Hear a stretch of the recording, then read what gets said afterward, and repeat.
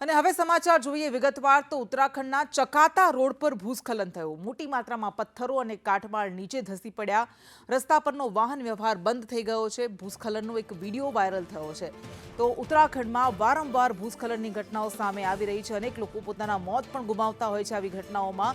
અને ચોમાસાની સિઝનમાં ભૂસ્ખલનની ઘટનાઓમાં ખૂબ ઘણો વધારો થઈ જતો હોય છે। ત્યારે ઉત્તરાખંડના ચકાતા રોડ પર ભૂસ્ખલનની આ ઘટના સામે આવી છે। ધસતા પહાડો આપણે बतावी रहा है। स्क्रीन पर आ वीडियो जो सोशल मीडिया में वायरल थयो छे। चक्राता रोड पर उत्तराखंड में भूस्खलन थयुं जेमां पत्थरो सहितनो जे काटमाळ हतो ए नीचे धसी आव्यो हतो।